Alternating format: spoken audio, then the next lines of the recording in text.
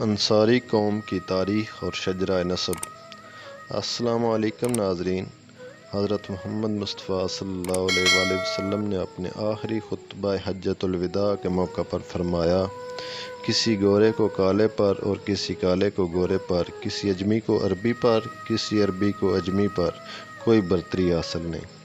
برتری کا معیار صرف اور صرف تقویٰ ہے۔ تم میں سے بہترین وہ ہے جو متقی ہے۔ قبیلے اور قومیں صرف انسانی پہچان کے لیے ہوتے ہیں، اور تاریخ میں قوموں اور قبیلوں نے انتہائی اہم تاریخ ساز کارنامے سر انجام دیے ہیں، اور ہر قبیلہ اور قوم ایک تاریخ رکھتا ہے۔ ناظرین، میں ہوں آپ کا میزبان شاہد اقبال انصاری، اور آپ دیکھ رہے ہیں منڈی ٹائم۔ ناظرین، میں نے ایک سیریز شروع کی ہے میرا قبیلہ، اور اس کی ابتدا میں نے انصاری قوم سے کی ہے۔ سیریز وائز انشاءاللہ جتنا ہو سکا پاکستان کی تمام قوموں کی مکمل تاریخ اور شجرہ پر ویڈیو بنانا چاہتا ہوں، اور اس کے لیے آپ کی بھرپور سپورٹ اور تعاون کا طلبگار ہوں۔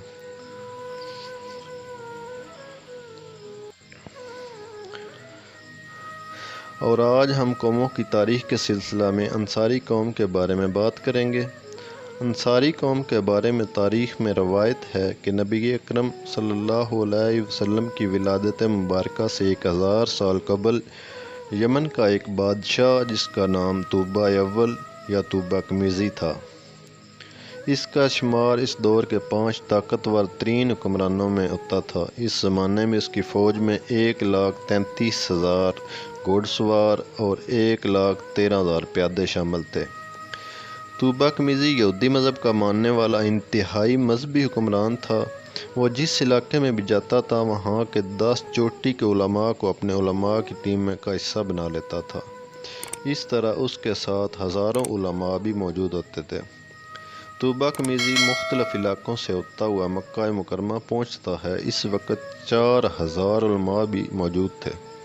اس کی دہشت سے ہر خطے کے لوگ کانپتے تھے، مگر جب مکہ پہنچتا ہے تو کوئی شخص بھی اس کے استقبال کے لیے نہیں آتا۔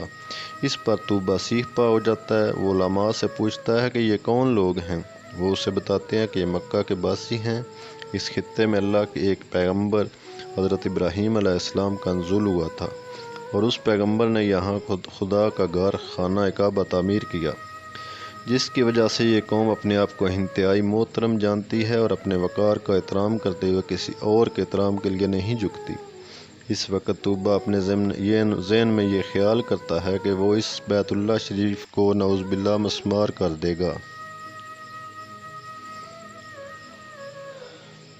اور پھر محض اس سوچ کے آنے کے بعد اس کو ایسا مرض لاحق ہوتا ہے کہ اس کے ناک اور کان سے بدبودار پانی بہنا شروع ہو جاتا ہے۔ وہ بہت تیز رفتاری سے اس تکلیف دہ مرض کا شکار رہتا ہے۔ ایک روز ایک مذہبی درویش آتے ہیں اور کہتے ہیں کہ میں آپ کو ٹھیک کر سکتا ہوں۔ اس عالم کے پوچھنے پر وہ بتاتا ہے کہ میں نے ایسا ارادہ کیا تھا، جس کے بعد وہ عالم اسے کہتے ہیں کہ فوراً توبہ کرو، وہ غفور الرحیم خدا تمہیں ضرور معاف کر دے گا اور تمہیں اس معزی مرض سے نجات مل جائے گی۔ طوبہ قمیضی اللہ کی بارگاہ میں توبہ کرتا ہے اور پھر اس مرض سے نجات پا لیتا ہے۔ طوبہ قمیضی مدینہ چلا جاتا ہے، جسے اس زمانے میں یثرب کہا جاتا تھا۔ ایک رات اس کے علماء ایک میٹنگ کرتے ہیں اور آپس میں ڈسکس کرتے ہیں کہ ہماری کتاب میں ایک آخری نبی کے آنے کا ذکر ہے، جو کہ اسی کیسر کے شہر میں مبعوث ہوں گے۔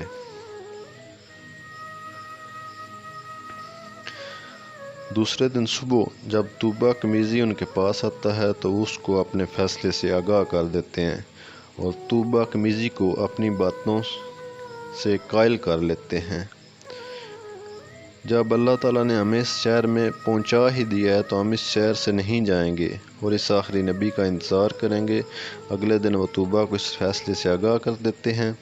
طوبہ بھی اس بات کا قائل ہو جاتا ہے اور 1 سال تک مدینہ میں قیام کرتا ہے۔ حکومتی امور کی انجام دہی کے سلسلے میں اسے وہاں سے جانا پڑتا ہے۔ وہاں سے روانہ ہونے سے قبل وہ اپنے پاس ایک خط لکھتا ہے، جس میں وہ لکھتا ہے کہ میں طوبہ قمیضی اس نبی آخر الزمان پر ایمان لاتا ہوں۔ اگر آپ میرے ہوتے ہوئے تشریف نہ لائے تو میں آپ کی شفاعت کا طلبگار رہوں گا۔ وہ یہ خط ایک عالم کو اس نصیحت کے ساتھ دے دیتا ہے کہ وہ یہ خط نسل در نسل آگے پہنچائے گا۔ یہاں تک کہ یہ خط اس نبی آخر الزمان حضرت محمد صلی اللہ علیہ وآلہ وسلم تک پہنچ جائے گا۔ طوبہ اپنے قیام کے دوران علماء کے لیے 4000 گھر تعمیر کرواتا ہے، وہیں ان کی شادیاں ہوتی ہیں اور صبح قمیضی واپس سفر کے لیے روانہ ہو جاتا ہے۔ اور پھر کئی صدیوں بعد یہ خط نبی مکرم حضرت محمد صلی اللہ علیہ وآلہ وسلم کو ملتا ہے۔ یہ خط نبی اکرم صلی اللہ علیہ وآلہ وسلم کے حوالے کرنے والی ہستی کا نام حضرت خالد بن زید المعروف حضرت ابو ایوب انصاری رضی اللہ تعالیٰ عنہ تھے۔ مدینہ پاک میں اس وقت 2 طاقتور ترین قبائل تھے، ایک قبیلے کا نام حزج اور دوسرے کا نام اوس تھا۔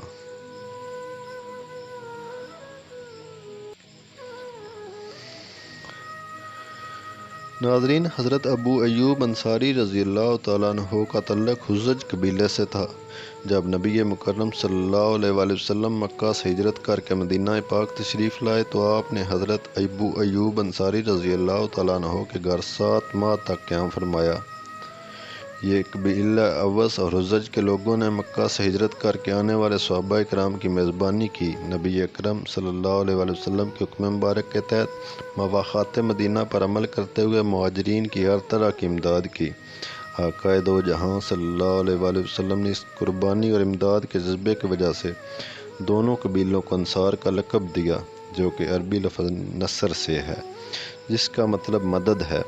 پھر حضرت ابو ایوب انصاری کی اولاد محمد بن قاسم کے ساتھ سندھ کے راستے سے برصغیر میں داخل ہوئی اور ابتدائی طور پر پانی پت کے مقام پر قیام کیا۔ اس نسبت سے اس قوم کو انصاری کہا جاتا ہے۔ پانی پت پر قیام کی وجہ سے انصاریوں کی ایک شاخ پانی پتی انصاری بھی کہلاتی ہے۔ پانی پت میں قیام کے بعد انصاری قوم دادو، سندھ، سہارنپور، کانپور، میرٹھ، پنجاب، الہ آباد، سہارنپور اور مراد آباد منتقل ہو گئی اور ایک بڑی تعداد ایران میں بھی جا بسی، چونکہ حضرت ابو ایوب انصاری کپڑے کے کاروبار سے منسلک تھے۔ اس نسبت سے انصاری قوم سے تعلق رکھنے والے لوگوں نے بھارت میں کپڑا سازی کے پیشے کو اختیار کیا۔ اپنے اجداد کی طرح انصاری قوم سے تعلق رکھنے والے افراد کے اندر انسان دوستی، سخاوت اور اثار و قربانی کا جذبہ ہر وقت غالب رہتا ہے۔ انصاری قوم کسی غیر برادری میں شادی نہیں کرتی۔ انصاری قوم کو آج بھی یہ اعزاز حاصل ہے کہ روضہ رسول صلی اللہ علیہ وسلم کی مقدس چابی آج بھی انصاری قوم کے پاس ہے۔ کپڑا سازی کے کاروبار سے منسلک ہونے کی وجہ سے پاکستانی انصاری 1941 کی مردم شماری اور 1931 کی مردم شماری کے مطابق قوم کے خانے میں انصاری لکھتے ہیں۔ انصاری قوم پاکستان کے علاوہ بھارت، ایران، عراق، افغانستان اور سعودی عرب میں کثرت سے آباد ہیں، جبکہ پاکستان میں فیصل آباد، شیخوپورہ، باولپور، جھنگ، ٹوبہ ٹیک سنگھ، گجرات، منڈی بہاؤالدین، لاہور، اوکاڑہ، قصور اور سندھ میں کثرت سے آباد ہیں، جبکہ پاکستان کے تمام شہروں میں ان کی نمائندگی موجود ہے۔ انصاری قوم سے تعلق رکھنے والی بہت سی اعلیٰ شخصیات نے پاکستان میں اپنے فن اور ہنر کا لوہا منوایا۔ ان میں مشہور نقاد اسلم انصاری، حسین انصاری،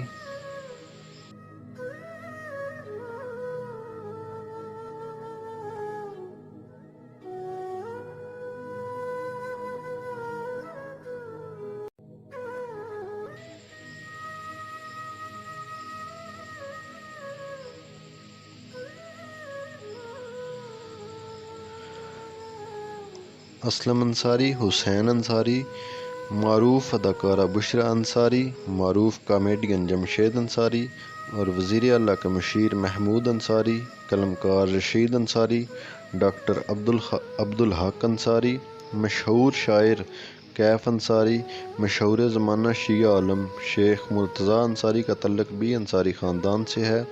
ناظرین، تاریخ میں اب تک تاریخ دانوں کے ذریعے پہنچتی رہی ہے اور بعض اوقات اس میں تاریخ دانوں یا راویان کی ذاتی سوچ اور پسند ناپسند بھی شامل ہو جاتی ہے، جس کی وجہ سے تاریخی روایات میں اختلاف بھی پایا جاتا ہے۔